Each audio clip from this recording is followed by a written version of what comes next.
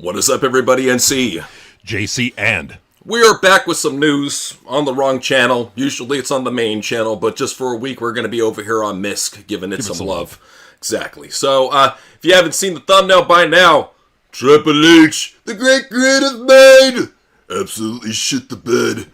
Under 1 million in the ratings. We'll get to it later. It's 933,000. And we'll go ahead and really get into what exactly made that show so bad and what gave it a bad rating. But, I just wanted to show you real quick. Just look at the floor. Look at this. Oh my God. Look at this. Look at this. No excuse. There's no excuse. And people say, that was after the show went off the air. Okay, so you're telling me that people did not want to see Damian Priest and Cody Rhodes? Well, there's that, but then I'd even point out, it looks tarped off to me. It doesn't look like there was seating available. No, it looks just bad. And then, and here's another one. This was during the show with Cody. Notice the tarped off section. We're the fans. Yep. This is during the show live. So for all the people online, and trust me, I'll show you later, I got into some arguments with some idiots. One of them was saying, oh, they have sellouts constantly. No, they don't. No. This is pro wrestling now. And this is what Triple H has effectively done as the leader of WWE. It's a trickle-down effect. When you're the leader of WWE, you're the leader of the most influential wrestling brand in the world. You influence everybody, especially American indies. So when you fail, what happens is all these indies, they fail. So that's what's going on with Cody Rhodes. He's just, look at this guy. What can be said about Cody Rhodes other than he's failing the brand and failing the company? Look, I understand that, people's argument of, you can't put everything on Cody, and that's technically correct. You can't put it all on Cody. You got to put it on creative. You got to put it on just how creative has been handling a lot of this roster, because I think if you brought in, a Vince Russo or somebody who knows what the fuck they're doing, I think they could do a better job with it. But, that it is true that Cody Rhodes is the face of the Smackdown brand, and that brand is getting under 1 million viewers. That's just true. Now, you could cherry pick certain things, but that's true, though. Absolutely. It's facts right there. The face of the brand is always going to be held accountable, especially when he calls himself the quarterback of WWE, especially when USA Network says, that's our champion. When there's stuff like that, this whole, just what it is, it's propaganda. With all this fluff propaganda for Cody Rhodes, we're going to call it out. We're tired of the fakery. Make him a heel. He would be so much more believable as just a egotistical prick heel. Go for it. What are you waiting for? Well, at the very least, if you replace Cody Rhodes, are you going to lose anything ratings-wise? I doubt it. Try something new. Especially with the brand failing like it is, does it really hurt to try something new? But no, Triple H is steadfast in his ironclad creative deals that he does that go 2 years slow burn feuds that nobody wants to see. So, but if you want more on the great creative mind of Triple H, well, apparently he hasn't been around. That's why these shows, that they've been awful. That's what the fans are saying. That's why they've been awful, because Triple H hasn't been there to make them awesome. So apparently the reason why he's gone missing is he's doing a lot of quote-unquote political stuff. So somebody close to him said that, he's working more with U.S. politics. Hopefully, working more to get WWE in a better spot, because as it is right now, it's awful. He's even doing this right now. He's been going to the White House multiple times. I don't know if it's for Trump. I don't know if it's for RFK. I don't know for who it's for. But he's been really schmoozing up at the White House lately. What do you think is his alternative motive there? I think because he's a part of that whole presidential fitness bullshit, agenda that they're on. I think that's a part of it. He's just representing the TKO brand, at the White House. It's smart of them to do that, to schmooze up to Trump and that administration and try to get in good with them. But to the people who say that Triple H is not there, that's why it's been bad, there's these things called smartphones. I know the people making that argument are very dumb, but there's these things called smartphones, and Triple H can not just talk into it, he can do this thing called FaceTime, where you can literally talk into the phone, look at the people on the other end, and they can have a visual conversation. What I have never heard of this sorcery. When did this get created? I have never heard of this. It's all a work. It's not real. Well, then there's maybe the other method of how it went down. I got these two guys. These fucking assholes from SoCal. They won't stop talking shit about me. What can you do, Trump? Look, I've heard things about those people. They're decent people, but I don't know how to feel about them. I think you should just focus on WWE Triple H because it's dying. It's dying like a dog. It's dying like you wouldn't believe. It's very sad. Very sad. I may even have to nuke it. I don't know what I have to do. Damn it! It was like that. It was like from, what was it? Have you ever seen Ballerina, the John Wick movie? No, I haven't seen that. No. Okay, the main villain tries to call in a hit, and they basically say, sorry, we can't do it. Sorry, Triple H. Sorry. But hey, maybe there's something here for RFK. So WWE may be pressured into pushing RF Kennedy Jr.'s niece after a recent tryout. So I don't know if she's talented, but if he's willing to get in good, that may be a nice little, offering basket, so to speak. I mean, she doesn't look terrible, so I mean, give her a try. Yeah. I mean, as long as she's athletic and can go, has charisma, I'm all for it. Fuck it. Well, and that's the thing too. Is like, is her last name Kennedy, or is she? Does she have like a different name? I am not really sure about that. I just know from this headline that was sent to us, so I'll find out a little bit more. But we'll see what happens. I mean, like make that her gimmick. Like make it her gimmick that she's a part of the Kennedy family and that she's better than everybody else. Like go with that. And then bring in Mr. Kennedy as her manager. It's right there. It's right there. Oh, right there, man. I gotta say, Triple H recently spoke about gimmicks. He explains why gimmicks don't work in WWE anymore. So, here's what he had to say. So, on the All In podcast, he was asked why he doesn't go back to the character-driven stereotypes that made wrestling insanely freaking popular and made it a buttload of money. And he had this to say. Absolutely. I just think if you stereotype someone in a particular place, a lot of the world will rebel against that. Yeah, right. Not in a positive way. Maybe sometimes people that have no real reason to have a positive on either side of that, right? So in other words, he's afraid to do anything that would be controversial because the liberals will smash him. He knows his audience. I'll give him that. No, he does. He does. And then TKO has all these sponsors that, WWE has to tiptoe around. And then even like the international broadcast too. There's things that you can't broadcast in Saudi Arabia that you can broadcast in America. So he's trying to walk that tightrope as well. No, dude, it just give us good storylines. Like, do they have to be Macho Man-esque, larger than life? It would be great if they were, but just give us characters at the very least.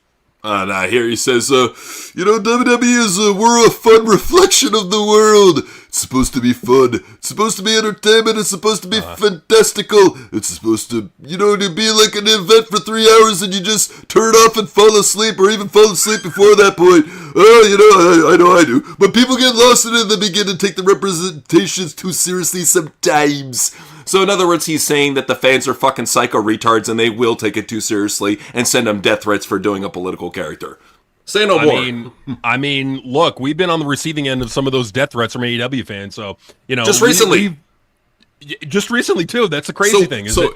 Here's the crazy thing, just to fill people in. I'll show you on Wrestling Fans Being Idiots. I'm not going to show you the death threat, but this guy literally said, I wish Triple H would get rid of you. And I'm like, this is wrestling, bro. It's fucking, it ain't that serious. Get the fuck out of the house. It's wrestling. Get a life. Go touch grass. Go outside. Go breathe in the fresh air. See the sun for once in your life. Don't be like rotting away in your fucking mommy's basement. No, get out there and do something. Live. They won't though. They live for WWE and nothing else but WWE. So Triple H, he spoke on the writing of shows and he says, we don't write shows based on that'll be a great match. Sure. So there's a writer's room. There's a show right now on Netflix called Unreal and it really sucks. It is for the first time ever a look behind the scenes and us breaking kayfabe and making wrestling look like shit. So it's kind of like the Marvel Universe and like a movie at the same time, but it's a real sport, and it's UFC too. I don't know what the fuck it is. I'm just throwing shit out there. We tell stories. People within our business sometimes take this wrong, but we don't write the shows based on that'll be a great match. We write on the stories that we create, the protagonist, the antagonist, friendship and betrayal. It's all I know. Everything else hurts my brain. Ow! Fuck it, just book another long 20-minute match with no storyline. Fuck it, who cares? He calls it what is it? Wrestling migraines. So this is what he gets. He gets wrestling migraines over this shit, I tell you. You would think that, which is how, like, everything that he said, the product is not that. The product, like, where are the stories? The product is nothing but long matches, and you go to watch it. So what is he talking about? It's just word salad babble. I'm just confused. Is it a movie? Is it Marvel? Is it MMA? Or is it a sport? What the fuck is it? What is it? Above. It's epic. It's amazing. Everybody wants to see it. That's why Smackdown has less than 1 million viewers. Makes sense. See, all the viewers are on X. They're not on TV or on streaming. They're all watching on X. Just in case you didn't know. Because that's what WWE makes the majority of their money from their streaming deals and from their TV deals. Yeah, that's what those executives care about, the social media numbers for WWE, which they don't get a fucking dime of. Well, keep in mind, too, they got canceled off of X with speed. That experiment did not even X was like, fuck this shit, get it off of here.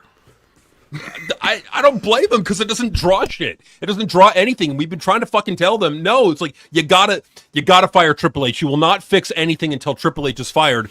And I think they're gonna fire 2 people, and ain't Triple H and Nick Khan, unfortunately. Well, what has been shown during the Triple H regime that they always make the worst firings, never the good ones. Yeah. So, Triple H was, talking about that when you leave WWE, you're well suited to do just about anything in life. Yeah, like, bullshit. Scrape for peanuts in a indie, or be in a shitty low budget straight to Tubi movie, or and start a GoFundMe page that for your fucking injuries that WWE won't pay for. Well, to be quite fair, I didn't leave that in here simply for the reason that he didn't start that up; a family member did, and he had to pull it down. So just a little FYI, I'm Rich Holland. But no, what's going on right here is no. The only person that has really benefited would be Cross because he's naturally talented on his own, and Braun Strowman because he got some fucking eating show. That's about it. It's really all about it, man. And it's a shame that, you have talents like Cross and Scarlett. They're not in WWE, but as absurd as this is about to say, their replacements, their charismaless, boring, bland replacements, Alistair Buttcrack and Zelina Vega, they're going to challenge Cody for the fucking world title. Not Killer Cross, who fucking busted his ass and was a top merch seller. Oh, no. No, Alistair Buttcrack. Well, you know why? Way to go, Nose Man. Perfect. You know why? So we can see Brandy Rhodes return to the ring to take on Zelina Vega in a mixed tag match challenge. Yeah, that's exactly what we wanted. A mixed match challenge between Brandy and Cody and Zelina Vega and Alistair Buttcrack. Oh yeah. Everyone's clamoring to see that. We can't wait. Come on. It's gonna be awful. But the awful ideas keep on coming from Triple H. So if you haven't heard by now, there's the Time Is Now tournament. So even John Cena's retirement has a fucking tournament now. So, Miz is facing Jey Uso, and then LA Knight will face a surprise opponent. I guess probably the returning Gunther, who just mauls him in 2 minutes, beats him, moves on in the tournament. Probably. It's expected to be lame. Expected to be maybe they'll have LA Knight win this, but who's going to care? What are you winning when you win this tournament? Unless he gets to face John Cena and retire him, it's really of no purpose or consequence. Okay. Oh no. Okay, never mind. So what they're doing right now is this is a tournament to be the last guy to face John Cena. But that's what I'm saying. He would have to win the tournament and beat John Cena for this to actually matter. You know what I'm saying? Well, and come on. More than likely it's going to be LA Knight versus Gunther, and they're going to have Gunther go over LA Knight, even though LA Knight is one of the most over people in the company. Yeah, squash LA Knight to Gunther. Yeah, that's exactly what we want. I'm gonna punish him. He went into business for himself with the sign. What, for getting himself over? Come on. He's a very vindictive, petty man. We talk about this all the time. So yeah, we talk about this off stream, but I just want to bring this up if you haven't heard. Apparently, WrestlePalooza is a huge franchise, a super franchise. So Mark Shapiro was talking about how the PLEs need to move past Vince McMahon. He said they never seem exhausted. They're ready to take on a new shot, a new risk, a new opportunity. Hey, Nick, let's talk about launching a new event. Right now, a lot of our PLEs were created by Vince McMahon. We need to get in the business of taking that torch and moving past that. And Nick Khan and Triple H created WrestlePalooza, which is a launch event for our new ESPN deal, which fucking dropped bombs, which did incredibly well. No, it did not, and may turn into a super franchise. No, it won't. Not to mention from a merch standpoint. What are you talking about? Nobody's wearing fucking WrestlePalooza merch. What are you talking about? I don't need to tell you securing the IP rights and then selling merch at WrestlePalooza. Let's just say it was a real winner. I'm sorry, Great Balls of Fire would be more marketable than fucking WrestlePalooza. Absolutely, and absolutely would. And I get what he's doing here, that this message, in my opinion, serves two purposes. Number one, it's a message to the shareholders and the investors. Hey, we're going to have new super franchises coming up like WrestlePalooza, and we're going to try to build them up into these big things. And then I'll get into a minute why that won't work. And then the other thing, too, is I think this is a message about the old Vince regime. And who is the old Vince regime in WWE? The old Vince regime is really, if you look at it, people like Bruce Pritchard. He's going to be out of there. They're going to take care of Michael Hayes, get him on out of there. Anybody with ties to Vince is looking to get the hell on out of there. I mean, it sucks. I mean, I would really hope that they keep somebody like Jeremy Brash, somebody like Shawn Michaels, because I think they benefit the company, but who knows? What I think is going on is this. I do think this is just what I believe. I believe that Nick Khan and Triple H are buddy, and I believe that they are pinning all of the blame for the downturn in the ratings and the downturn in the ticket sales on Bruce Pritchard and Michael Hayes, and they're blaming kind of the old Vince regime for all of this crap. And if that's the case, I mean, like replacing them, like bringing Ed Koskey into the Bruce Pritchard role now, it's not really going to fix anything. You're just still going to have ratings declines. You're still going to have the ratings going down because at the end of the day, it all comes from Triple H, who's a lazy fuck to begin with. Well, and you got to believe that they will always have their fall guy, especially if Nick Khan is buddy with Triple H. They're going to be watching each other's back. They're homies in this point. So they will do all they can to throw everybody else under the bus if that truly is the situation. You know, these guys are sharks. That's what they do. But I will say that WWE is moving forward with some awesome creative franchises. You know, we got the super franchise of WrestlePalooza. Now we got the Tribal Heir. Oh, good Lord. They are creatively and functionally bankrupt in every single way, shape, and form. They can't create anything new. The funny thing is, like, they want to get away from Vince McMahon and pass the torch on. Well, why are you still using concepts that he came up with? Because they have nothing else. This is the thing. It's like, where would they go if the Bloodline didn't exist? Where would they go if Judgment Day didn't exist? It would literally be just a bunch of bland factions. I don't even think Triple H would really have any factions. Because think about it. What factions did Triple H create on his own?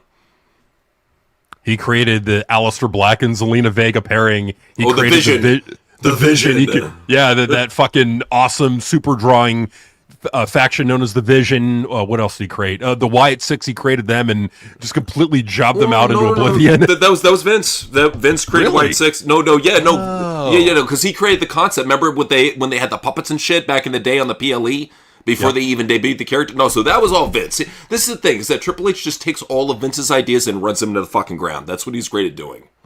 That's really true, isn't it? Because, I mean, you look at the people he's putting over, and honestly, when you look at Cody Rhodes, he, in a lot of ways, is kind of living vicariously through Cody Rhodes with the booking. A lot of ways, yeah. I mean, Cody is unbelievably mediocre, is always up in your face, is not a good promo. That's just what it is. Hotel wagger. It's a lot of mirroring, you know. He found his son. He moved on. I think he moved on from Seth Rollins, and that kind of, you know, bites his ass a little bit. But no, I think he moved on. I think Cody Rhodes is now his boy now.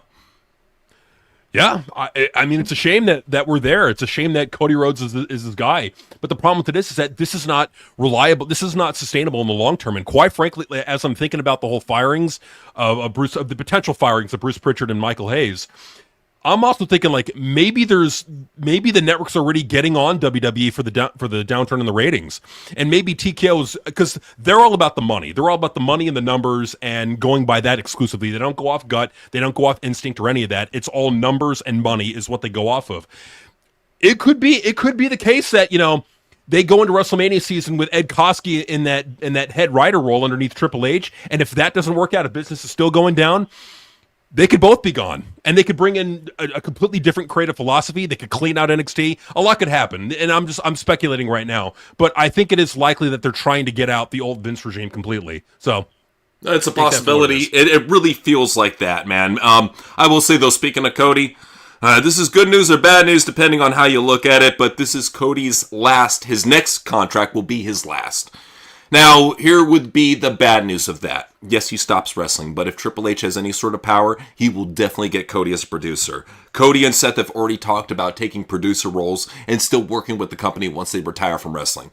So that's the thing, is even though you're gone, Cody Rhodes is gone, he's technically not gone. And even, who knows, Triple H will probably make him an on-screen GM. Who knows? Oh, absolutely. I mean, it's very possible that Cody Rhodes can be the next GM of the company, or he could be in a big time producer role. I think they would probably use him on TV in some way, like as a GM, something like that. Yeah, I mean, it just goes to show the problem is that but again, if he were in that position, he's also not going to be the world champion. So you're going to have to build up somebody else new, and unfortunately, Triple H can't do that, or maybe he doesn't want to do that.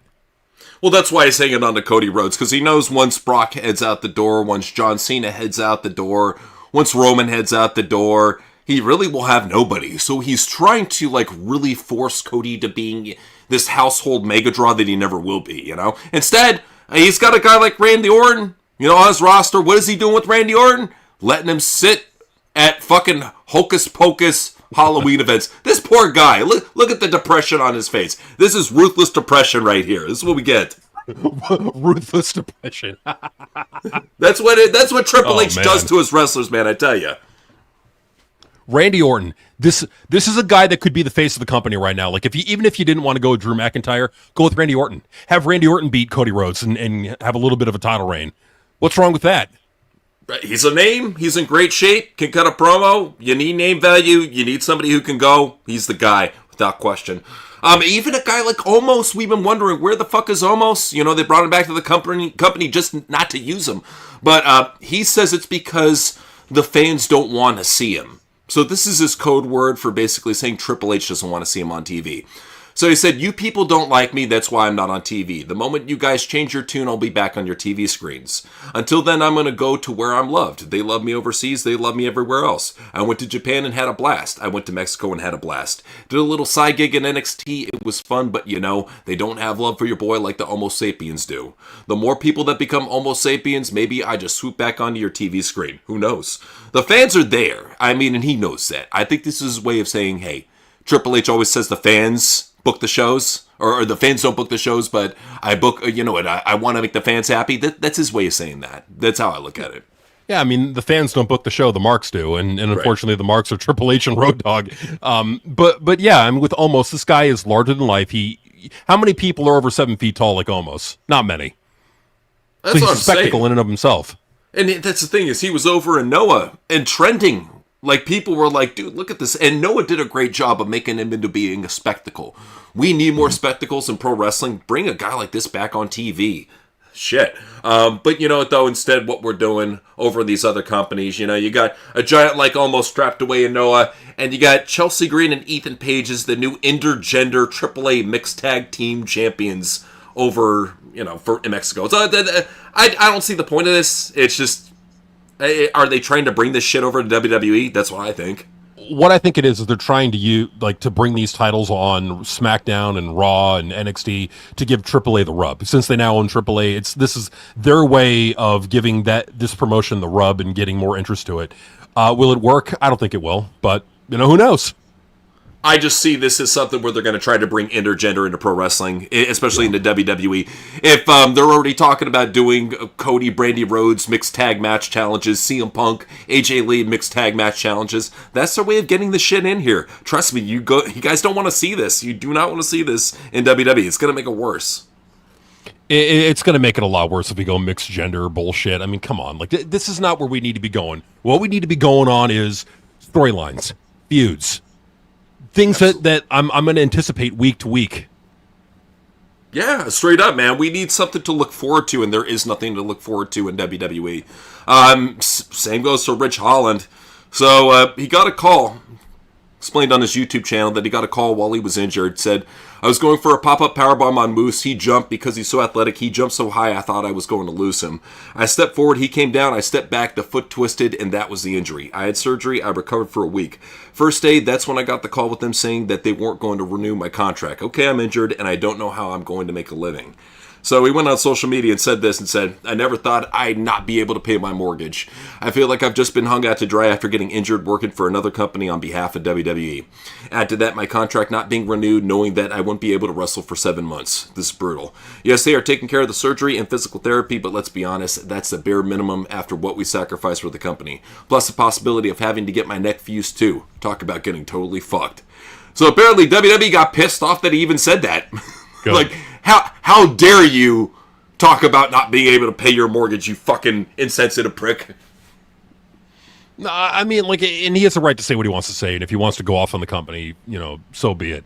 But you do got to be a little bit more professional than what he's doing. Like, but airing out sensitive details of the contract like that is not the way to go, dude. It's really not. So, yeah, I mean, do I understand why he would feel that way? Of course, but you got to be more of a pro about this. Exactly, and he's not. You know, that is no. Rich, especially if you want to get your way back into WWE, this is not the way, man. So, a lot of people, though, are frustrated, especially TNA talents are frustrated with WWE. So, Santana spoke out about it and said everybody in TNA was pissed off with NXT stars holding their titles. So he said they definitely weren't jokes. Everybody was straightforward and pissed off, especially the original core guys like me, Eddie Edwards, Moose, Kazarian. We were like, yo, we have to change this. You don't like to listen to what other people are saying, but that kind of gets to you. I feel like the best thing that came out of it was it motivated everybody. The fire that lit backstage was, we ain't popping off like this. This is not happening. So I guess basically they finally went up to the guy running TNA and said, we're tired of this shit. Stop putting these flunkies over us. You know, I don't blame them. I would too. Well, and I would feel that way too, but I mean, so you going up to Carlos Silva like that, but dude, there are no draws in TNA right now. No one in TNA is a draw.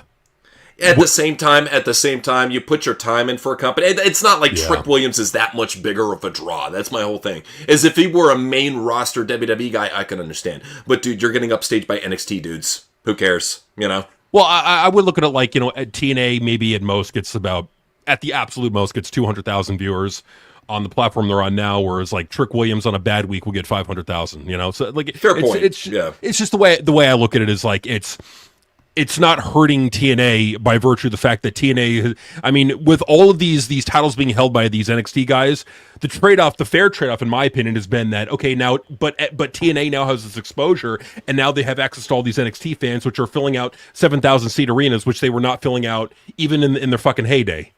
I mean, the good news is that he said it instead of getting bitter about it, it motivated the hell out of everybody. So that's the right mind state when you have something like that going on. You got to up your game, and I'm glad he did. Absolutely. I mean, it's all you can do is just up your game, work on your promos, come up with some cool character ideas and concepts, and just give them over to creative. You know, hit up Tommy Dreamer and Hunter Johnson and say, hey, you know, I've been working on this character idea. What do you guys think about it? Like, that's really all you can do is just worry about what you can control. They'd probably be like, please, we're begging for ideas. We're dumb. Please help us. Help, please. Tommy and I shouldn't be in this role. We'll create for food. That's what it is right now. Right. It's so bad. But, you know, it's bad over in AEW, too. I'm not sure if you heard about what happened with Hangman, but what happened? Apparently a fan's Gay Men for Hangman sign was confiscated during AEW Dynamite. And as you can see, it got the AEW sexuals online very, very pissed off and flaming at how dare the fucking evil MAGA AEW Tony Khan take away gay signs. You know, how dare you? Yeah, how dare he? How dare he take away a sign that would distract away from the show? Fucking marks. Like they just get so butthurt and offended over everything. No, you shouldn't have brought that sign to a show. Well, I will say though that Adam Page made it up to the fan. So he sent a gift basket full of dildos to the Ice Spears Hangman sign guy. See, that's the thing is if your sign gets confiscated at Dynamite, you'll get a gift basket of dildos on the house from Hangman Adam Page. Can't beat it. They care about their fans. You know, they're just so, you know, loving and appreciative of their fans that they'll send them baskets like that, and the fans will eat it up. They love it. They'll last for seconds even. So that's what's going on with AEW. But it gets worse. So for those of you who remember Tegan Nox, probably not. Oh God. She walked out of her second match on Collision with her girlfriend Miranda Alizé. So their second collision match, or appearance for that matter, they were supposed to go ahead and job to Tate Mello and Anna Jay, and they didn't want to do that because they had already lost in their official debut last week. So Tony's like, fuck you. All right. And Haya and Maya World replaced them. So they were on par, ready to replace them, do the job, not give them a shit. I mean, so the women spoke about it. They said, not everything you read is true. Remember that. And Miranda, her girlfriend, said, we have so much to say. Dr. Chris said, the whole entire IWC support you and Nixon. Yeah, the whole entire IWC, sure. So, yeah, all of them. Well, and here's if this is indeed true. We're not trying to say it's true or false or any of that shit. But if it is indeed true, why would you pull this political shit if you haven't had any bookings since a release? You know? You even put out a crybaby video that, well, not to be judged for our sexuality, or to be judged for our wrestling ability. Yet you go and you do something. Well, when you go and you do something like this is what I'm saying. It's like, this is frustrating. And people are putting all the blame on her girlfriend, Miranda Alizé. Oh, because she's MAGA. I looked at her account. She's not MAGA. She's conservative. So nowadays, anybody who's conservative in their eyes is considered MAGA or Nazi. It doesn't matter if you voted for Trump, did not vote for Trump. As long as you're conservative, you're in that ballpark. So, yeah, they hate Miranda Alizé. Funny story from Miranda Alizé. So we made a video back in the day, an Outlaw Mud shit, where we covered one of her matches. And she followed us on Twitter, I guess because we were promoting it or whatever. And then she actually watched the match and unfollowed us. Just saying. Anyways. Yeah, so Miranda Alizé, they're putting all the blame on her. I say, you know what, if anything, put it on Nixon Newell. She's the star. Nobody knows who Miranda Alizé is. We do, but nobody else does. Well, and that's the thing too. Is like, now, granted, could they be doing this to get attention, get more interest in their brand, so bookers want to pick them up like on the indies? That could be the case.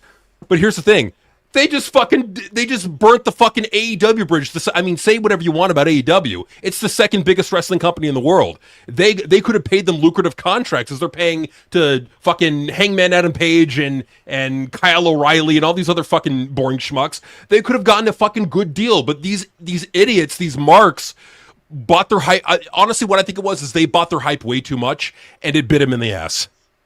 Well, especially if you're buying Twitter hype, that shit ain't real. It's just a bunch of Indians and bots on there. You need to realize that. It's not reality. When will they realize? They never will.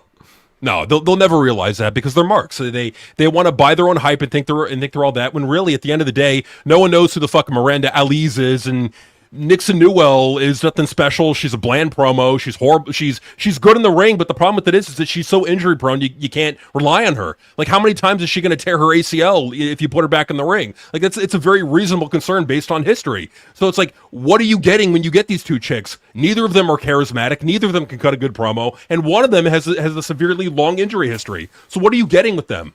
Well, other than a headache. Well, not only that, but for simp culture, it's very important that you be single. So if you're coming out there with your girlfriend, you're basically letting all these nerds know that they don't even have like a slight snowball bisexual chance in hell of getting any action. So they give up on you. So there's no real point of signing somebody like Nixon with her girlfriend at the same time and then having them like kiss on camera and all this other stupid shit. Like, if anything, it just kills their boner, because they know they can be a part of that.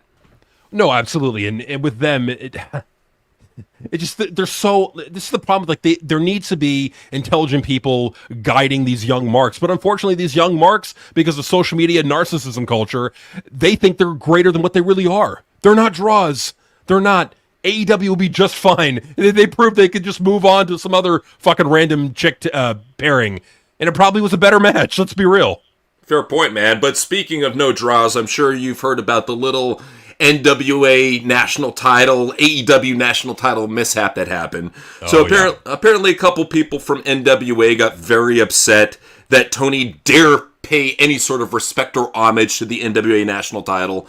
Brian Idol, who looks like Sammy Hagar if he woke up in a dumpster, said, "Tony, this is beneath you. Stick to what made you famous. Small weird hands in the pocket wrestlers and other local VFW guys that you put in main events. Stop being petty, bro."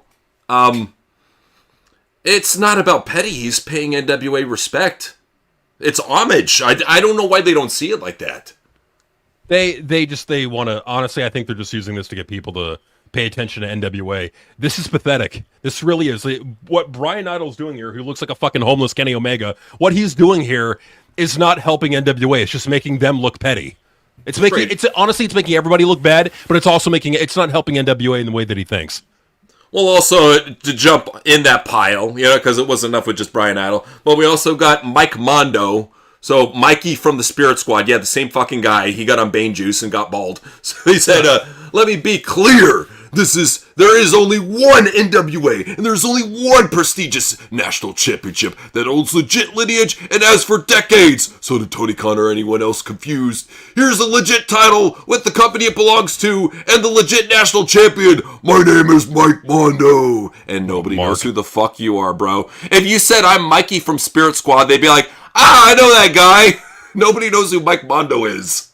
No one knows who Mike Mondo is. I mean, look, it's like even I barely know who Mike Mondo is. Again, like, these guys, they're not, like, this is the problem, is like, this is not helping them in the way that they think. If you really want people to watch NWA, you really want people to give it a chance, fix the fucking creative, stop with the fucking goofball bullshit creative that Billy Corgan's coming up with, focus on a more badass wrestling product and less comedy.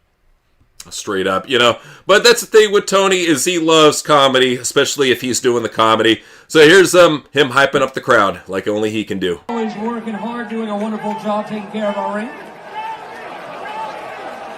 And here is Tony Khan! Why is he wearing like a Scarface tuxedo for? Well, he's Tony Khan. We know what he's doing when he's backstage. But speaking of Tony, he had a very rough meeting with one Devon Dudley.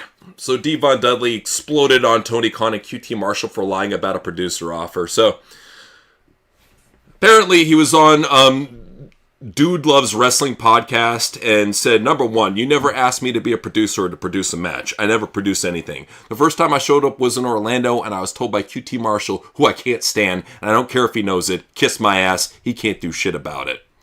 So he had to travel to multiple cities for meetings, only to be left waiting in catering or backstage until late at night. He described a 2 to 3 o'clock in the morning meeting with Tony Khan in Montreal after flying in that morning and barely got any sleep.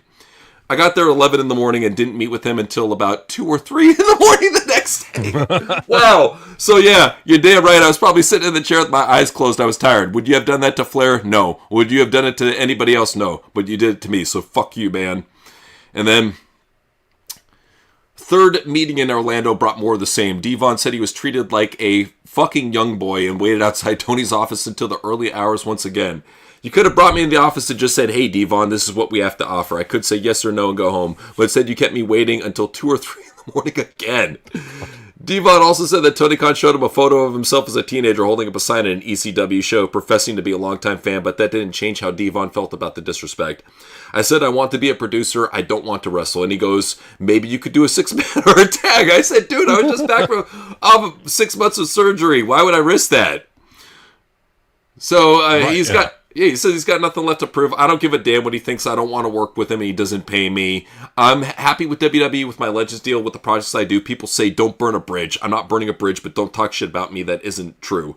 Don't lie and say you asked me to produce matches. You didn't. I would have been happy to show what I could do, but it never happened. My question would be to Devon, why the fuck would you stay there all day long till the next day? Almost, dude, think about it. He stayed there about a good 16 hours in a chair waiting to talk to Tony Khan. And Tony couldn't talk to him till 3 o'clock in the morning. What the fuck was he doing in the meantime? That's bull. I mean, just like, you can't call him on the phone. I don't know what the fuck he was doing. Why did he have to leave him sitting outside of his office till 3 o'clock in the morning? What was he doing in his office till 3 o'clock in the morning? That's what I want to know. I think we all know. Yeah, Dave, get the room, Dave! Just a minute, Tony. I'm getting it ready. And Devon's like, man, I can't believe I'm going to work for this company. I really don't want this to happen. Lord save me. Intervene. Testify. And, that was divine intervention, was Tony screwing him over. Just saying. So. Yeah. Well, I mean, and again, I mean, with Tony, it's like, is anybody surprised? No, it's Tony Khan, dude. He lives in his own Khan. little world, you know. MVP, though, is giving words of advice for the young wrestlers. He said, the people who have drawn the most money through the years did it because of character work. And this is what we need, is we need more veterans actually speaking the real, instead of, I believe, feeding these wrestlers what they want to hear. So we actually have a veteran backstage who's actually trying to help these guys out. This is a good thing. Yeah, that's a very good thing. I mean, and hey, if they listen, honestly, if he was running creative or if he was more involved in the creative process, I think AEW would be better. Because like, I mean, look, AEW, there's a lot of positives, but there's more negatives. Let's be real. Oh, a lot, definitely. But AEW fans have rejoiced because apparently the new New York mayor, Zoran Mamdani, is a huge AEW fan. So they're excited about this. They're like, this is now AEW territory in New York City. They're fucking weird about it, dude. So they're bragging that a commie is now, a fan of their promotion. Come on, AEW, fuck you. They don't care. Anything to say we won, even though they're not winning. In fact, they're getting sold from the rumors of it. So NBC Universal Comcast is putting together a bid to buy Warner Brothers. NBCU has hired Goldman Sachs and Morgan Stanley to evaluate an offer. Would only buy studio and streaming businesses. Access to Warner Brothers financials has been given. That tells you they're serious about this deal. They wouldn't do that for Paramount. No, they wouldn't do it for Paramount. I mean, who knows? I mean, maybe with AEW, they're not really valuable. Like, I mean, granted, you're not spending a lot on it for live content, but it's also not very valuable. So I could see them moving on. I could see that after a sale, I could see Warner Brothers just moving on from AEW. Oh, well, there was even this news piece here. So from Front Office Sports, they said that TNT Sports parent Warner Brothers Discovery says sports have not made a notable impact on HBO Max. The company has used HBO Max to stream its sports portfolio. WBD CEO says the service is stronger in other areas than being dependent on rental sports. So apparently AEW is a fucking rental sport to it. Damn. Well, and hey, I mean, it's true. It really is. And by rental sports, what they're talking about is like the NBA rights, NFL rights, MLB rights, NHL rights. That's what they're talking about, rental sports. With AEW, honestly, just offer to buy part of it. Like own, like if you're going to have AEW part of your network for the long haul, own a part of it. Own a big part of it. We'll see where Tony goes with that. Maybe never in a million years. Yeah, well, I mean, one thing that is for sure is that for those that ever denied it, it's for certain now. Dave Meltzer has Tony Khan on speed dial. In the long run, you end up back where you were, just with a lower price. So, anyway. Stop talking shit! You gotta stop talking about that, Dave! Oh my god, that is not a good look, man. And hey, I mean, maybe it makes sense that Tony Khan would be calling him for advice, like, hey, what should I do here? What should I do there? Like, I could see that.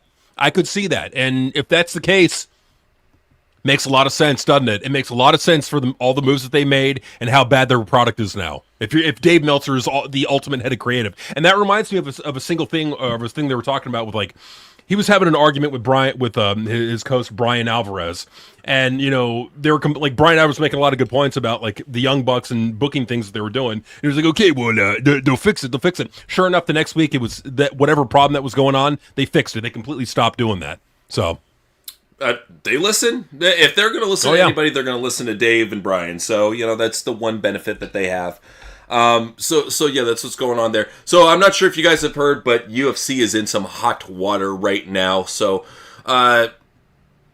you haven't heard, UFC got flagged. So, very important tidbit here. The FBI noticed that the UFC of the abnormal action and line movement and gave them hours to pull the fight. They chose to continue, and from my perspective, are now complicit in fixing a fight. Update: federal regulators have flagged over 100 UFC fights this year for abnormal betting patterns, including 2 additional fighters on last night's card. Shit is about to get very ugly. Still working to confirm it, but it sounds like the feds are moving to audit Herzog's fights. So, it even got to a point, too, where they were straight up texting Ariel while he's on the air. So he's on the air live, and they say, I can tell you a fight I'm 100% certain was thrown and 2 others that were attempted. Call me later. I mean, and that's the thing is, like, don't they have like a license, like from their whatever state gambling commission that they have, like, to have these? They have to get these approved. So if they're doing that, yeah, they are breaking the law. Like, it's illegal to throw fights. Oh yeah, absolutely, always has been. And Dana even spoke about it. He's laying down the hammer on this. You're seeing things out on the internet where like fighters are coming out and going, "Oh, I was approached. Really? Why didn't you tell us that? Or more importantly, why didn't you tell law enforcement that you were approached? Now you're saying that you were approached? It's like if somebody comes up and says, "Hey, I want you to rob a bank. I'm going to rob banks. Want to rob a bank with me?" And you don't do it. What, you're not gonna tell law enforcement? It's really weird that fighters are coming out now saying they were approached, and they're going to be approached now by the FBI. Now, I'm not going to point any fingers at Dana, but you have to look at a guy who's getting a Netflix documentary made on him for his gambling addictions. You have to look at him and look at the fact that he was aligned with two former gangsters like the Fertitta brothers. You gotta look at this and be like, maybe he did, maybe he didn't know, I mean, I find it highly unlikely that he had no idea. That there's nobody in UFC that's talking, and I mean, like the Cornette said, like the little birds are chirping. Like there's nobody in that company that's talking and letting people know. And come on, I'm not buying that. I think he knew. I think he may have known to some degree. And he maybe tried to cover it up for it, but exactly. He's protecting his ass. I don't blame him for doing that. No. But here's one of the fighters getting excited after seeing his bet.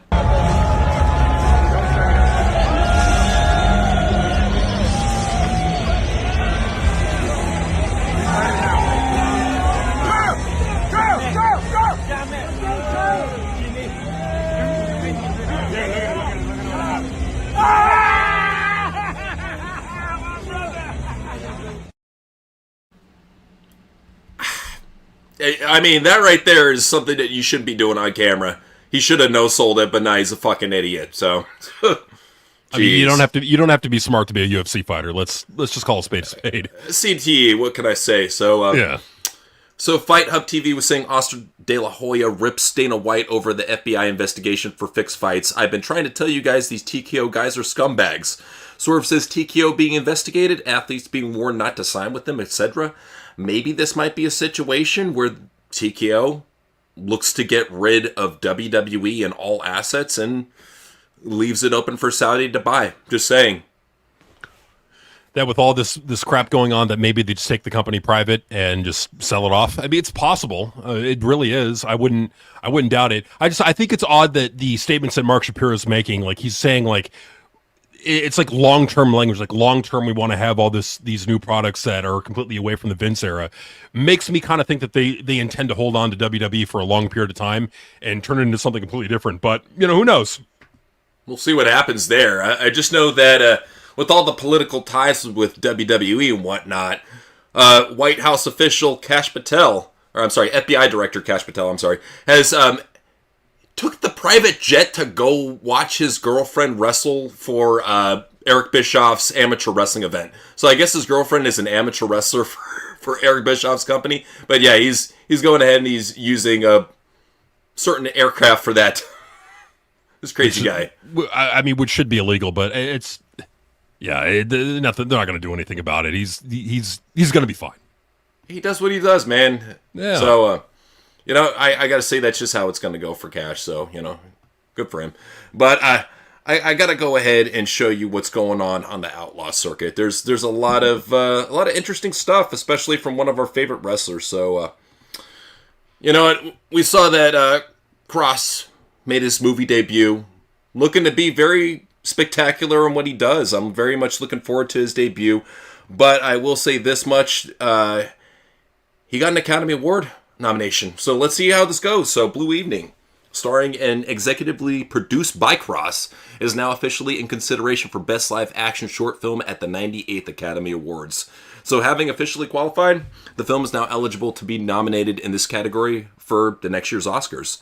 So this is a great thing, man. I love seeing this guy get even a nod like that. I mean, if he gets the win, cool.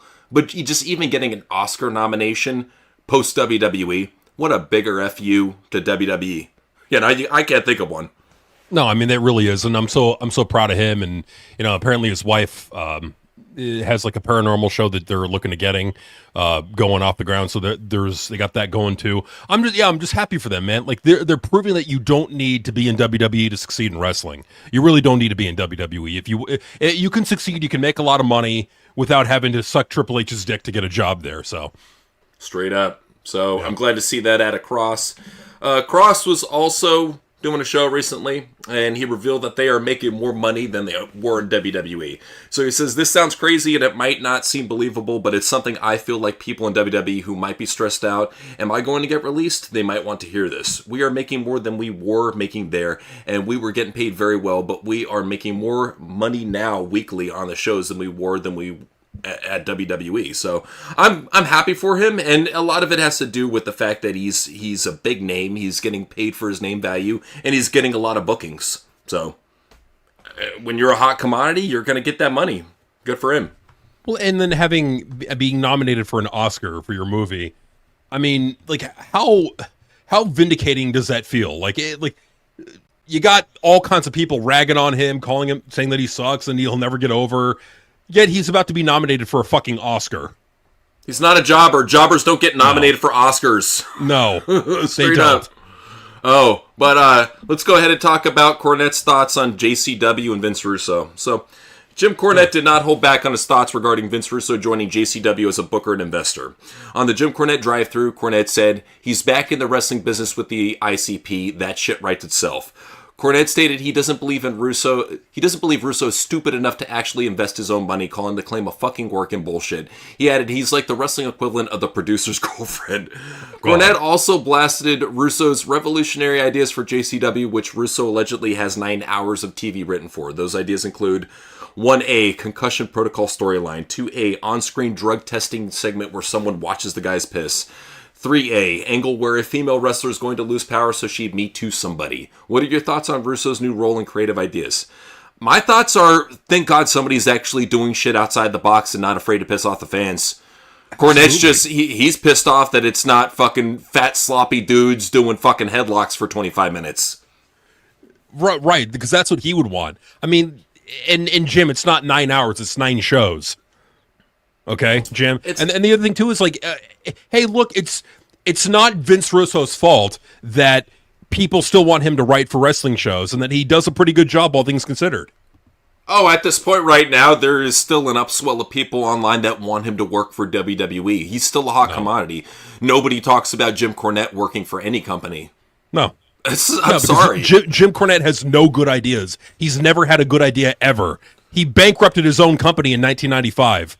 I got it wrong when I said 98. It was 1995. Even still, if you want to talk about Vince Russo killing WCW, which he didn't, it was the AOL merger, not wanting to be in the wrestling business. That's what killed that, which then forced it into the hands of Vince McMahon. No, so Vince Russo didn't kill WCW. He most certainly didn't kill TNA when he was there. They had their highest ever ratings.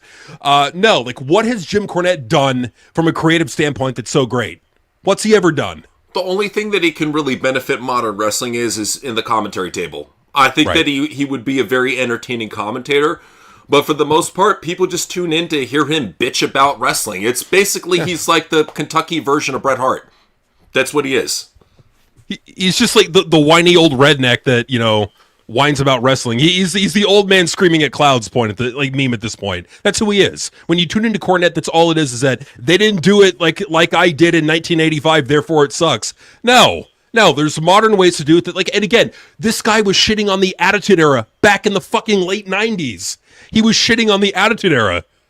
When it's funny, too, because Smoky Mountain used a lot of the type of stuff he did during the Attitude Era. I think he was just pissed off that Russo bit his idea, or quote-unquote bit his ideas. I think Russo... Exactly. He polished it, basically. But even Brian Last had something to say. He said, I bought the new WWE LJN figures and got an extra set so my son can play with the kind of figures I played with as a kid. He somehow broke the Logan Paul in a battle with Hulk Hogan, revealing that the figure is seemingly half dildo. Certainly not built to last like they used to be. Well, what do you expect, bro? They know who buys these figures, and they know exactly where they're going. Not in cases, not hermetically sealed in their package. No, right up a fucking warm, dry, stinky spot. Right up there. And like if Brian Last knew that, he would have understood. Maybe I shouldn't be buying wrestling action figures. Maybe they're not making them how they used to. So we could have told you that. We were telling you that, but he didn't want to listen. So this is what you get. Yeah, that's what happens, So, yeah. For people that don't know how bad it is in pro wrestling, because people see the AEW failing, they see WWE failing, but they're like, oh, Triple A's getting these huge shows, TNA's getting sellouts, blah blah blah blah blah. What they don't understand is that the rest of indies are dying because of the lack of popularity, mainly from WWE. So, 3 big indies are going to be closing this year. Not like anybody knows who the fuck any of these indies are, but West Coast on SoCal, they're right in our backyard. They're going to be closing down. DPW, the Deadlock guys, their company's closing down. Good. Prestige, the company that the SJW company that fucking canceled Masha Slamovich, they're now canceled themselves. So this is what happens when WWE's popularity dies, the indies die, effectively. Yeah, I mean, like, what does it tell you about the entire, they are the rising tide that will raise all the ships? Is that when there's more interest in wrestling, there's going to be more people tuning in to watch it, there's going to be more people going to these indie shows, and there's going to be more people watching the fucking wrestling shows, JD, you fucking moron. He's hurt by him asking for, give me more fucking bangers. You're hurting your own fucking brand. You're hurting your own channel. All these they're too stupid to see the bigger picture that Triple H is costing them money. He's costing them fans because people are losing interest in wrestling, and so they're just not even watching the fucking YouTube channels even anymore. Well, because it's all the same shit. Yeah. I mean, that's the thing is once you watched a couple of indies, they're all the same shit. Low budget venue, start off with a match, no storylines, maybe a promo or two if you're lucky. And just the same bullshit you'll see in an NXT or Collision. Nothing really different. And that's all true. It's like all the indies are all the same. Tell me how they're different. Well, that's why we say good things about JCW is we want something different. We want change. That's why we support Vince Russo and his ventures with JCW. But, these indies just keep on getting worse. We were talking about how bad Memphis wrestling is. Well, they got even worse. They added Marco Stunt. He's going to be an on-screen talent / mentor. How bad do you have to be to get Marco Stunt as an on-screen talent / mentor? You can't look up to him. You have to look down at him. How can you look down to a mentor? You're supposed to look up to a mentor. Are they going to have him stand on a stack of books? How's this going to go? Still something, who knows? But they're going to have Marco Stunt as a fucking on-screen talent and a mentor. What the fuck is he going to mentor you over with? He's got 2 years in AEW and that's about it? I thought he was happy working at the car dealership. You're ruining his dream of selling cars, you fucking pricks. Yeah. Let him live his dream of selling shitty used cars in fucking Memphis. Let him live his dream. Good Memphis God. wrestling. Fucking marks. Nah, Memphis wrestling sucks. I went to go watch it the other day. Dude, it is indie-rific garbage. It's such shit, dude. It's like an abandoned office building with blue paint in it, and they have them come out the side door, and there's maybe 20 fans in attendance, but half of them are cardboard standouts. It's so bad, man. It's so bad. The other half are asleep. Yeah. So, it's super bad on the indies, even over in House of Glory where JD from New York used to work. So now they got Mercedes Moné versus the hijabber Nor Phoenix Diana. Everybody wants to see that match at House of Glory. What'd you call her? She's the hijabber. Oh, man. So that's what you can expect at House of Glory. I don't know who watches this shit. I guess they got abandoned glory holes that they're fucking turning into venues over in New York. What a stupid promotion name. Their promotion name is Hog. They love hog. They love eating it. That's for sure. I love Hog, Bruce. I love Triple H's Hog. I want to be near it. I want it in me, Bruce. Too bad when Monet's not working there. JD ain't working there. She put a ban on him. She banned JD from fucking being at any House of Glory shows. Good, fuck him. Wow. Oh, you know what though? Somebody might have been banned over on Ryback's channel, so one of our good fans, Butthole Weeb, decided to pay him a visit and ask him a question. Fund. Butthole Butthole Weeb says, great fucking name, by the way. God, when you create your username, that's right there. Right there says fucking winner. Mom and Dad must be fucking ultra proud of you, Butthole Weeb. Hey, Rai, what's your favorite anime fucking fatty bear? You fucking midget retard. If you think I've ever fucking watched fucking anime, go fuck your ass. You fucking cock-sucking stiff. He watches anime. Who's the retard in the background? Oh, I want to anime. Who's that guy? Dude, that's Weeb. Was that Weeb? Yeah. Weeb, I'm sorry. I thought it was some other asshole. I didn't know it was... Okay, Weeb, you're good. All right. He's having a good time to it, man, you know, so... All right. But Ryback, fuck you. You're a jobber. Go, I don't know, just go away from wrestling. And that's the thing, it's like, no one wants him back. Nobody wants him back.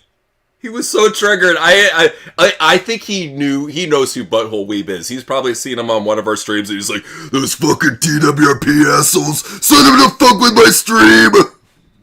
You know, honestly, now that I think about it, because like he immediately, as soon as he saw that name, got he's like, yo, sensitive. Immediately. Like, as soon as he saw that, he got fucking butthurt. Like, bro, we've said good things about Ryback. You unblocked us on Twitter. I thought it's all good, man. That's the thing is, you should know by now, man, we goof. This is what we do. Fundamentally, we like you. There's a lot of people that don't like you, Ryback. We at least would want to see you return to pro wrestling. So, I don't understand where this heat is coming from, where the beef comes from, but get over that shit, man. Know that we're clowns. This is what we do, bro. We clown. Yeah, we're clowns. We're down with the clowns. This is what we are, dude. We're just having fun. We're having fun with wrestling at other people's expense, okay? We're just trying to have fun here. And unfortunately, there's so many wrestlers in the business now that take the shit way too seriously. Ryback, relax. It's okay. It's all good, man. You know what, though? But it wasn't all good back in the day between Miro and Lana. So I'm not sure if you heard the story, but CJ Perry claims Miro served her divorce papers on her birthday. So, what a dick. So during their appearance on Identity Crisis, Perry accused Miro of trying to one-up her, rushing the divorce process. She said she found the proof in his email claiming he wanted to beat her to it literally overnight. It was so on my birthday. He tried to overnight the divorce papers. I'm not even kidding. He literally tried to make sure they got there. Yes, because they thought I was filing too. Miro didn't deny the urgency, even joking about contacting FedEx the next day to make sure the papers were delivered the next day. I called FedEx. I'm like, hey, I know you guys are up, but can you send the extra guy right now? I know she's there. Please do it. Tomorrow is her birthday, for God's sake. What the That is... I mean, hey, it's a good way to shit on her birthday if you want to, piss her off. I mean, hey, you know what? If it worked, good for him, man. So she saw the email. His email happened to be up, I see, March 22nd. The attorney had responded to ask him something like, and he's like, okay, let me try to overnight it so I could beat her to the punch, I swear. And I was reading this and I was like, he wants to beat me to the punch for our marriage? Miro tried to play it off with a joke about a right hook, but the moment clearly struck a nerve. When asked if either of them dated during their split, Miro admitted he tested the waters. He went on a few dates, yeah. I just wanted to see what kind of conversation I can have with another female. It doesn't have to be sleeping or anything like that. And here she was. What was she doing too? She was doing pictures and videos with Damian Priest. So she wasn't off the hook either, man. No, she was doing her thing too. So, it's none of them are really innocent, but like, come on, dude, really? Like, I get you wanted to beat her to the punch with that, but come on her birthday. Well, if anything, it showed you that angle on TV really fucked with his head. I mean, seeing his wife get cucked out in front of him, and just the shit that Vince made him do, it probably has like psychologically traumatized him. Well, and because it wasn't just like the Bobby Lashley faction that they did that with. They did it with Enzo. They did it with The Rock hitting on her. Vince really did try to fuck with Rusev, man. Yeah, it seemed like everybody did from the moment that he was in WWE. I feel bad that he's back there getting fucked with now, but at least it's not as bad under the Triple H regime. I'll give him that. So, something that was bad under the Vince regime, according to Natalya, was WWE threatened to fire her over TJ Wilson's career-ending injury. So what happened here is back home, TJ was still recovering from a surgery, and even though it had been 9 months since he was injured, he still hadn't heard anything from WWE or Vince about any kind of restitution for his injury. So according to Natalya, TJ wasn't looking for a lawsuit. He simply wanted Vince McMahon to acknowledge what happened to him inside a ring. All I wanted was an apology, TJ told his lawyer. The lawyer said that absolutely won't happen because that would be admitting fault. Wow. So after waiting nearly a year, Wilson finally sent Vince a letter outlining the seriousness of his condition, including the fact that he couldn't even wrestle again or even fully turn his head. TJ said he wasn't okay with what happened. He stated in the letter that he wanted to put it all in writing in case Vince wasn't aware. He couldn't even move his head, and Vince hadn't reached out a single time to check if he was okay. So their account of what happened was completely different than TJ's. They denied everything and finished by saying that if TJ were to talk about any of this, or if they kept on talking about it, that it would trigger a clause to let her go. So at that point, they pretty much just had to shut the fuck up and just deal with the card that they were dealt. So, oh yeah, I mean it was a shitty situation, but it all worked out. Yeah, they both still have jobs, and Vince is not there, so it's good for them at least. Not good for us as watchers, but good for them. So, yeah, let's go ahead and show you this old school road story clip. This is Stone Cold Steve Austin talking about a time that he shit himself when he was wrestling Yokozuna. True or false, you actually shit your pants while wrestling Yokozuna? True. Yeah, a lot of times when you do international travel and there's a dietary change, things happen. Mm-hmm. Yoko's probably weighing, 600-700 pounds at the time. When you're that heavy, 100 pounds doesn't make a difference. He might have been 800. So anyway, goddamn Yoke picks me up with one arm and slams the shit out of me. Literally, he slammed the shit out of me. I shit my pants. I'm lucky I wore black trunks. And it wasn't like a gigantic shit, but I sprayed. So I'm thinking to myself again, no pun intended, oh shit. I gotta get out of this motherfucker. So I look up at Yoke, and I was laying there on the mat. I just crapped my trunks, and I looked at him. I said, Yoke, let's go home. And he so coolly goes, okay, brah. And we went home. We did the finish of the match. I can't remember who won or lost. And I headed directly to the showers and took care of business. I don't want to be level 3 to be the one that makes me have a Yokozuna moment here on your show. This is a season finale, but what a finish it would be. We got Stone Cold out here and he shit himself. Is Milk my friend at this point? Milk's your friend. Sipping milk for the working man. This is starting to get a little out there. You're so full of shit, it's unbelievable. All right, Stone Cold.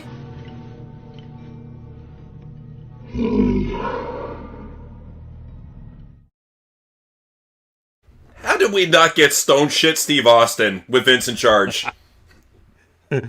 Cold shit Steve Austin, I love it. There you go. Could have been money. Well, why did we not see it? Steve got really lucky. Let's put it that way. Got lucky. He was taken seriously as a top star in the game, so good for him.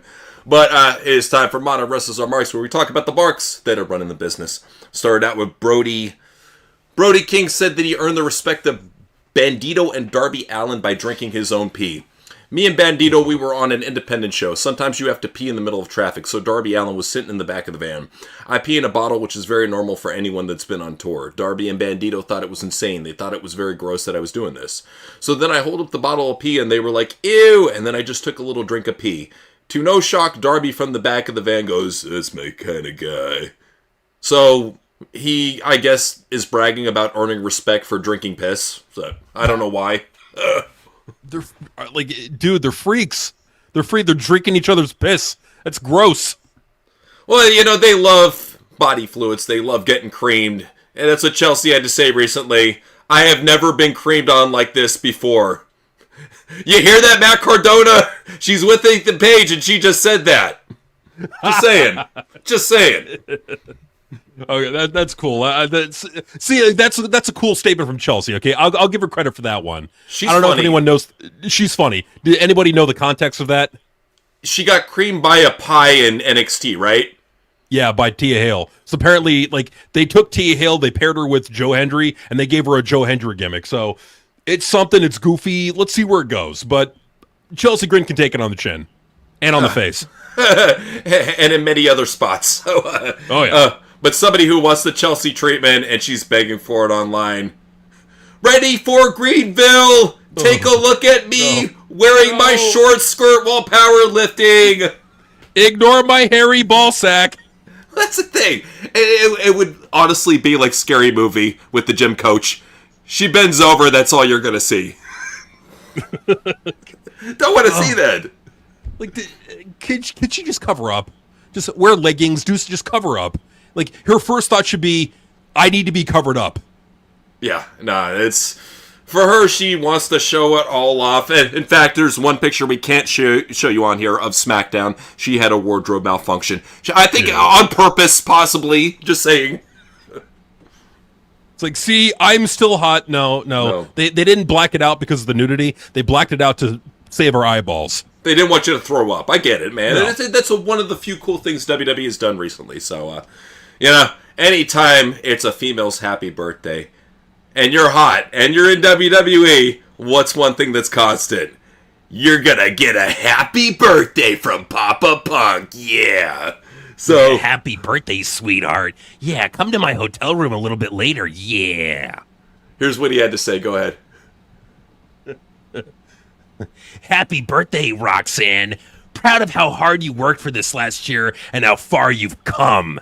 I had to spell it a little differently. Please stop hanging around Dominic. And if you don't, I'll kick your ass. Oh, Roxy. He's having fun with her. I tell you, he loves his girls. He almost looks like the NXT chicks, like Papa H looks at the wrestlers, It's like his extended children. It's like he's some fucking weird cult leader. Has like fucking 25 kids. Like some fucking like Jim Jones cult leader with the NXT chicks. Seriously. Make that a gimmick. Make that a gimmick. You want people talking. You got to be controversial. You're not going to be doing it by like these episodic or these cinematic storyline. No. You got to be controversial. Especially, could you imagine how many people would talk about that? Especially since he already did the Cult of Punk before, have him bring it back. Like he did the Cult of Straight Edge. Have him bring back something kind of like that, and he just comes out in a white robe and preaches like punctuality is his new fucking religion. Yeah, punctuality with P-U-N-K. Instead of a C-T, yeah. Oh, yeah. So, or punkianity or punkism or something like that. I don't know. Something. Yeah, I'm just his own religion. Yeah, it's right there, man. Just give it to him. So, somebody that gives no fucks is Jey Uso. So he told CM Punk on Raw while the cameras were on, he had the gimmick on. They don't care about kayfabe anymore. They threw it out the fucking window and ran over it a couple times. Right. These are pros. This is supposed to be the pros that know what the fuck they're doing. Terrible. Absolutely terrible. Absolutely pathetic. But you know what? I gotta say, Kaiser's a little bit pathetic for this. He said, your words on social media have power. They can and do affect people's lives massively. Every comment can make or break someone out there. Please consider that and be aware your words carry responsibility. What are you mad about, bro? People stopped saying you were gay for once and fucking player with 2 chicks. The fuck are you hating on? For once, people didn't say, hey, you're Gunther's butt baby, or butt boy. They were like, all right, he actually is going back and forth between 2 chicks. He might be a player. Yeah, I mean, I don't know what he's doing here, with this post. Your words on social media have power. Yeah, and the people that are seeing them also have the power to block accounts. So, dude, come on. This is what happens when you are even a D-list, F-list celebrity like a WWE wrestler. You're going to get attention. It's going to be positive. It's going to be negative. Sometimes it's going to be too much of both, and you need to learn how to handle it. It's part of the job. Well, and that's the thing that in WWE they need to have classes on. Like specifically on how to deal with online negativity, online social media negativity. They need to be trained how to do this. And they could do this. They could hire people to come in, like as a consultant, work with a lot of these NXT talents about like how to handle the negativity, how to handle the hate online. Because they're going to have to learn how at some time. No, they'll never learn. They'll just keep on complaining and, get to free reign to say whatever they want in their accounts, because they're babies. So, shame. Yeah. I will say somebody who is definitely Ospreay's baby. She had to point out that she got Ospreay a new gift, which says, been touching balls. She knows what's up in the locker room. She got him ball wash. So she's basically, Ospreay loves her so much because she's cool with him just going around just banging Japanese dudes and Dave Meltzer. So there you go. He's like, do whatever you gotta do, love. Okay, then she's gonna go do a bunch of other, she's gonna get a lot of experience in Japan. We'll put it that way. She's not a young woman anymore. She's an experienced veteran now over in Japan. Oh, but she's an experienced veteran down there, down there, even on Australia, down under too. But I will say, Mansoor, this guy went ahead and saw that a Muslim is in NYC. And he said, Dick Cheney is dead and a Muslim is mayor of NYC. We up. How is that being up? Having a communist Muslim in the mayor spot. How is that up? It's not an up, it's a down, because what's gonna happen is he's gonna be used to smear a lot of the other Democrats that are going to be running in 2026. If he does a shitty job, it's going to look bad on all the other Democrats, and Fox News will run with it, as they should. If he fucks up, if he's not doing good, they're going to run with that and then smear every Democrat running in that race. And don't get me wrong, midterms. Oh no, for sure. But don't get me wrong, we've never been big Dick Cheney fans, but we're fuck not. him. We're not like happy that he's dead. I'm not celebrating that somebody died. He's done evil shit in his time, but that's the thing. I mean, he's lived a long, miserable life. Right. So right. It's like whatever. He's dead. Okay, whatever. But I'm so happy. I will say though that Ricochet, he chose to get offended as well. Eric Daughtry said it's official. New Yorkers forgot, and Ricochet said, only the racist people will be mad about this. So, you have to be racist to not like the fact that some communist is in the New York mayor spot. It's always a race thing with these people, I swear. Well, it's like they always take it back to race. It can't just be that he's got ideas that are not realistic. That he's promising the moon and the stars, and he's going to be lucky if he could deliver fucking just a functional city. Like, that's the thing, is that, like, they're immediately taking it to fucking race and religion and all that bullshit. No, we're looking at it from a pragmatic standpoint, but whatever. This is what Ricochet is going to do. It's just what he's going to do. The only moon and stars you're getting is on the flag, buddy, that's going to be waving over your house really soon. Just saying. Yeah, could be. Just saying. He said, I'm better than both of these old farts. Aha. Dude, just fucking a sea monkey grown by Ricky Steamboat is better than you, bro. Okay?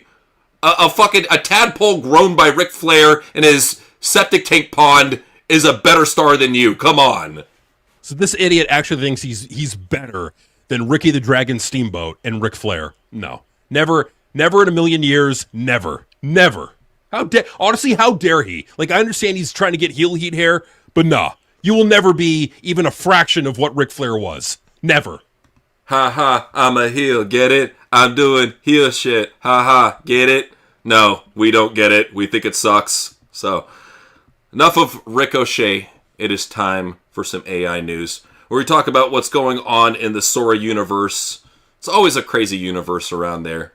So let's go ahead and start it off with, let's see what we got here. All right, first off, we got Vince McMahon, who apparently has a toilet fetish. We know this by now. So he hides in toilets and waits for attractive women to sit down. And there he was the whole time, just bathing it in, just enjoying the stank. And must be all along.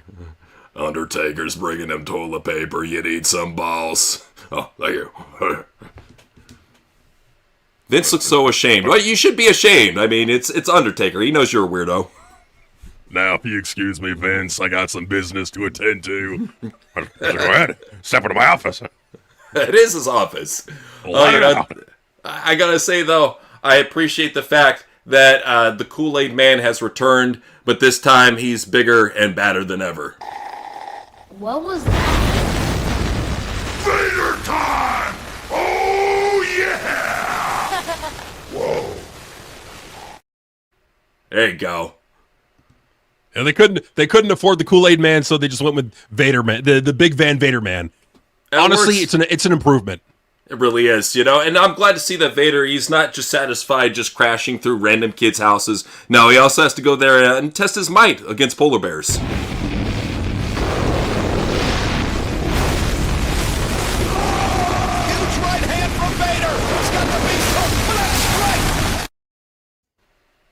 Good for him, man. You got to keep your exercise up when you're out there. Poor polar bear. Like I mean, no polar bear should have to wrestle Big Van Vader.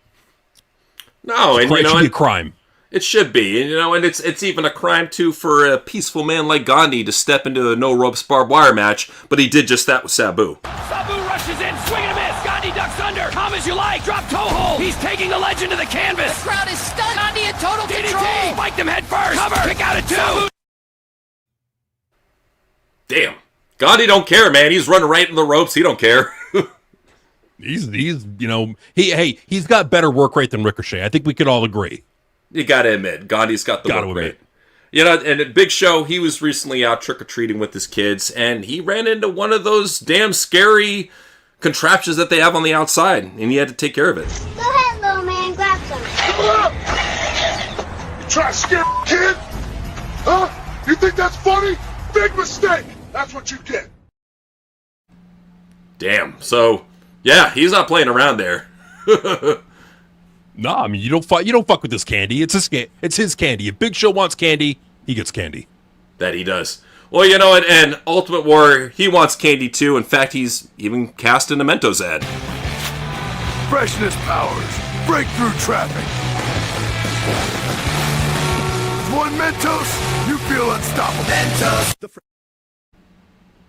Hey, you know, somebody's got to sell Mentos. They haven't been sold since 1985, you know. At least get Warrior.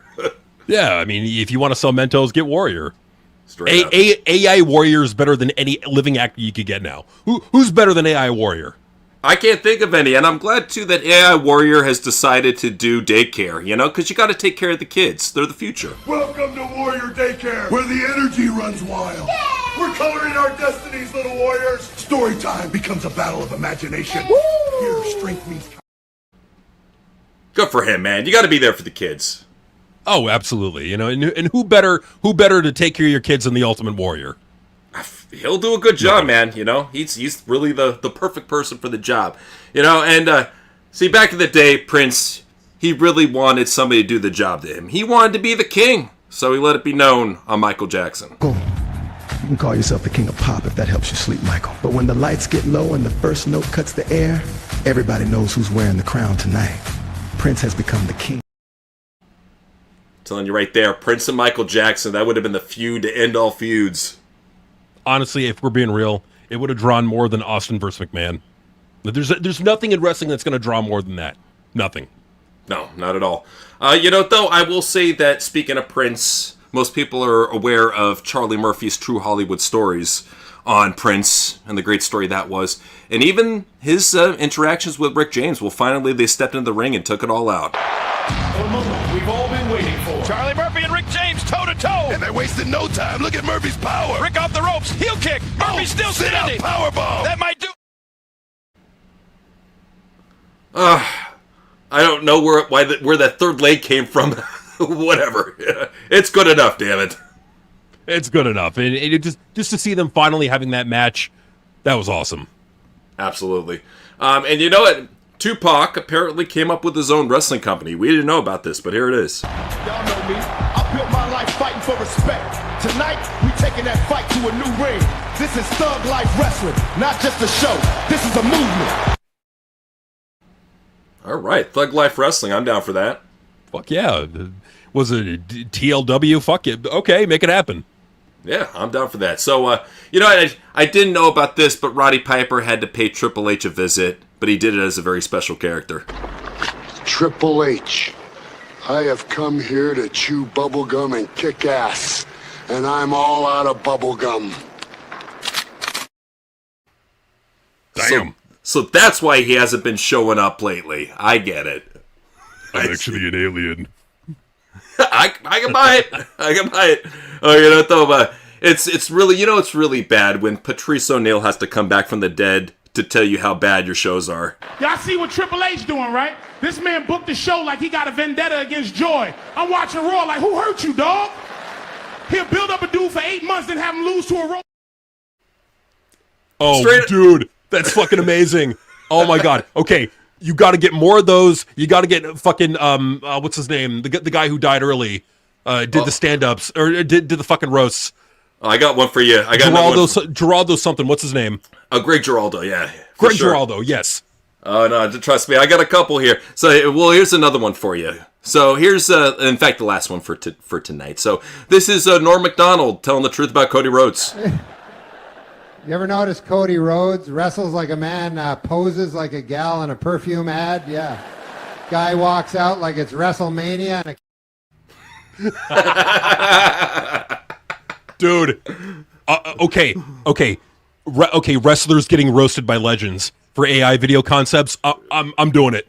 Yes, hell yeah, dude. Just gotta crack do it open. Because, like, I was like, all right, if it will let me do this, or if it'll let, if you can work with this. Raw this past week. Now, we've been hearing that, we're in an upward swing. CM Punk is the champion. Things are going to be great. Let me pull up that number for you right here, because WrestleNomics wants to be a fucking dick and not provide the number for me. Oh, fuck. Come on. Piece of shit. All right, pulling it up here. Just imagine elevator music in your head while I'm pulling this up. I got you. Okay. I got you. 1 second. Give me 1 second. All right, I got the number. So go for it. The number is 2.3 million. Okay. All right. Down from 2. Yeah.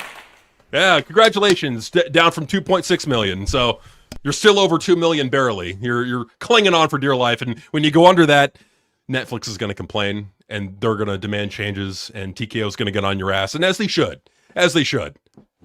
Nose man. Did you ever think that you would see Raw under 2 million worldwide and SmackDown under 1 million? Well, and this is on Netflix too. Like the whole, people are cutting the cord argument doesn't apply to Netflix because they are the biggest streaming service in the world. Like they are where you go when you're cutting the cord for the most part. If you want to watch like Stranger Things or like fucking Squid Games, like they're where you're gonna have to go. So no, there should be no excuses for a number this low. It should be significantly higher than 2.3. It should at the very least be 2.5 to 3 million. It's in the fucking danger zone, man. And like, who else are you going to bring back? Like, John Cena's going to be gone after December. Brock is barely there to begin with. Roman doesn't mean anything anymore. CM Punk is fragile and whatever draw power that he does have in the ratings is gone. What do you have? Like, what are you going to do? You can't bring anybody back to fix this. You can't. You can maybe bring back Stone Cold for a very limited run, but I don't think Stone Cold wants to come back. So what do? You're fucked. And that's the thing, is that like you could fire them. You're not fixing the problem. The problem is creative under Triple H. Always will be. People are going to realize that eventually, but let's give them the big one. What's the big one? The big one. All right. We've been waiting for this. It finally fucking happened. SmackDown under 1 million. People are going to have their excuses. They're going to say, oh, it's Halloween, you fucking retard. People are out trick-or-treating. People are going to parties. And the World Series is on. And to that, I would say the WWE has had shows that aired on Halloween, and they never had a show under 1 million. WWE had shows that went up against the World Series, never had a show under 1 million. So your excuses don't fucking work. It all has to do with the show is fucking bad. The characters are stale, the storylines are awful, and practically non-existent. So this 9.33 million number should not surprise anybody. Well, that's the thing, is that these wrestling fans are living in delusion, because anybody who's watching SmackDown, they're not going out trick-or-treating because they're 50-year-old fat neckbeard smarks and that we get laughed at the minute that a parent opens the door. They're not going out to parties because they don't get invited to parties. And they don't watch baseball. They're probably going out trick-or-treating in a van, if you get my drift. Oh, sure. Right. But that's the thing, is they don't watch baseball either. Where are these lies coming up with? They will come up with any straw man argument to make up for the fact that their beloved Cody is not getting the job done. I'm sorry, but he sucks. You just got to face the facts. And maybe he might be do a better job if he was utilized as a heel. I don't know. But as a babyface, he's garbage. You need to accept that. I mean, absolutely. And they got to accept the fact that Cody Rhodes, for whatever star that people think that he is, like they're not serving him well. At the very, like, even if you want to make the argument that he is a big star and he still says, well, okay, fine. Are they serving Cody Rhodes well creatively? No. Not at all. No. Well, and look at the rundown. This is for SmackDown. Oh. Ever since he returned. Oh. Look at this. God. Downward spiral. And that's the thing, is that like that's also another trend that we got to look at too, is the MLB playoffs and what effect it has on the ratings going forward. Like, and this number coming up is going to be important. Like, it's really going to show what the number is with no excuses, because there is no MLB, there is no other holidays that are coming up before Thanksgiving, like that are really going to hit the ratings hard. Like, there's nothing. So the next 2 weeks, in my opinion, especially this next number, it's going to be telling. It really is. And if that number is under 1.3 million. I think there's going to be a little bit of panic within WWE, and there fucking should be. There should be. You can't look. The problem with it is, it's not that because they got their contract, they're locked in. That's for at least 3 years, from what I understand. The problem with it is that it's their next media rights deal. If you go in with significantly lower numbers, like if you're consistently under 800,000 viewers for SmackDown, that's not going to get a lot of money. Let's just put this into perspective. So what you're seeing here is in under a 2-month period, 500,000 people left. They stopped watching. Where'd they go? Not to baseball. I don't want to hear that excuse. And if baseball is taking almost 500,000 viewers away from your product that easily, what does it say about your product? If Vince were in office, he would have a baseball player gimmick. Yeah, we got to bring in a baseball player. The kids love baseball. You're gonna come out as a baseball player, yeah. It's gonna say Cody Rhodes on the baseball jersey. You're gonna be the All-American Slugger, yeah. Who was that one character that had? I think his name was MLB, but he had the baseball face paint, and he came out with a baseball bat. You remember that fucking goofy Vince jobber? Oh yeah. Back in the fucking back in the early day, like 93, I think, like 92, 93. Cody's new gimmick. That's how we're using him. Oh, they pitted a baseball on my face. It's so degrading. Be perfect. So let's talk about NXT. How'd they do? NXT, let me pull up the number. This is the thing about NXT, like, really not many excuses for NXT. Because you look at the number, like, back on October 28th, it did 527,000. 1 week later, 528,000, up 1,000 viewers. Just 1,000 viewers. And that's in the lower end of the 500,000. Like, that could easily slip into the 400,000s. You could be at Dynamite territory right now. So it's crazy how, like, it's not just WWE that's struggling or AEW that's struggling. It's NXT. It's everybody. Everything is struggling. Absolutely. And that's what we're trying to point out is that with WWE really setting the trend, it's a downward spiral for all of the wrestling when the king is falling. When the king is falling, everybody else falls. That's just how it is. I mean, look at wrestling back in 1995 when Vince was struggling. The indies were fucking dead then. Overseas was dead. Dude, wrestling was so fucking dead in 1995 and people don't know. No, people don't remember it because they've only just started watching wrestling like 5 years ago or 3 years ago. So they don't remember. They don't know. We do, man. Like, and we're telling you, like, we've seen a lot of this before, and that's why it feels to me like we're kind of like history's repeating itself. Like 30 years ago, 1995, the product, what was it? Long matches, one-dimensional characters, very boring. They were losing ratings left and right. It was very, like, in a way, it was very work rate-ish with Shawn Michaels and Bret Hart, and like you had like some Japanese wrestlers that were brought in from time to time to work with Lunch of Blaze at the time. Like and they also worked with ECW. So like there's a lot of that parallel today. No, there really is. And we're noticing that too, especially when we go back and we review these older Raws.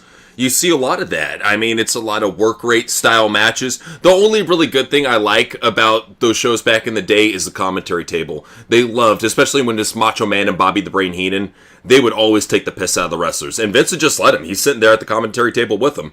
So I think that's something that I would love to see return. Take the piss out of the wrestlers. Stop taking them so seriously, especially if it's a heel. Dig into them, you know?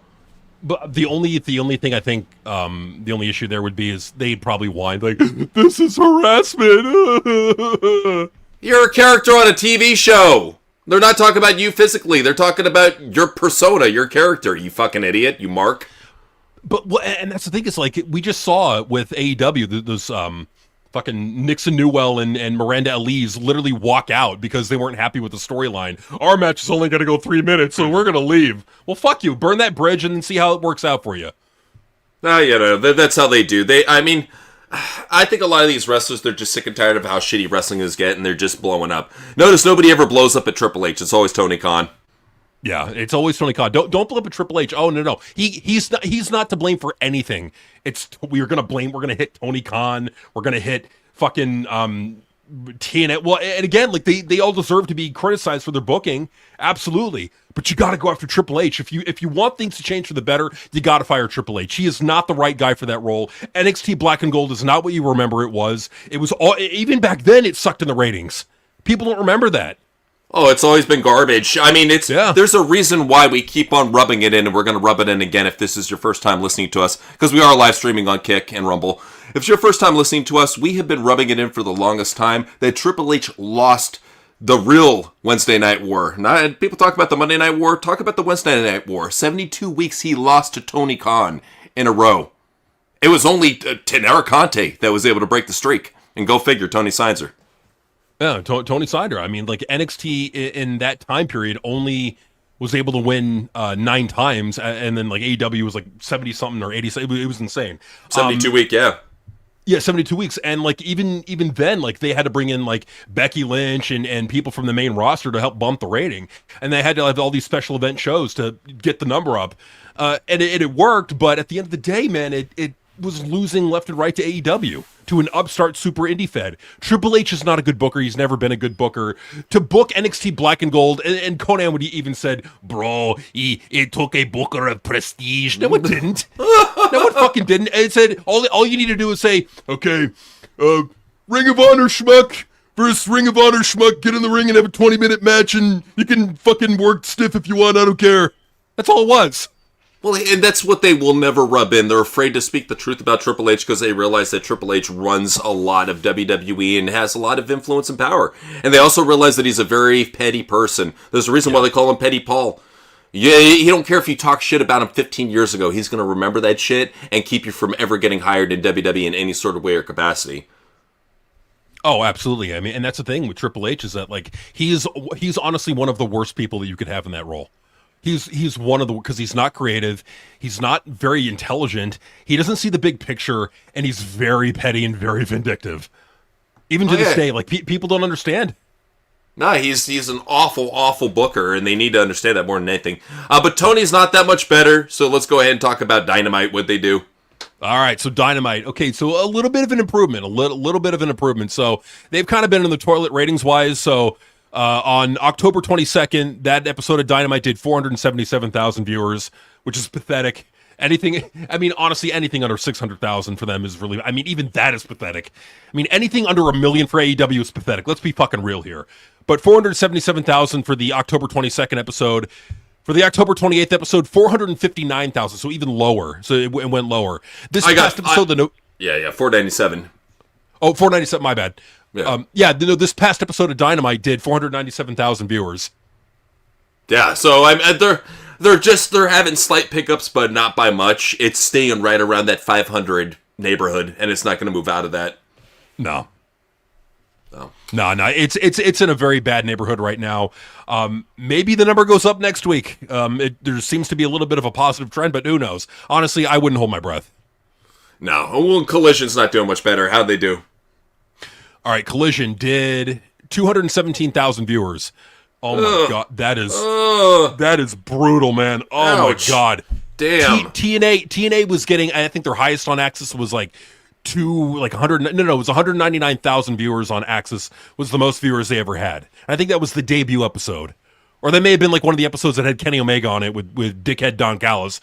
But yeah, 217,000 on fucking TNT on a primetime slot. Brutal. It's fucking brutal, man. It's really brutal. And if anything, if you got those reruns that are just gonna blow them out of the water, put those on. Big Bang, you know what to do. Put on the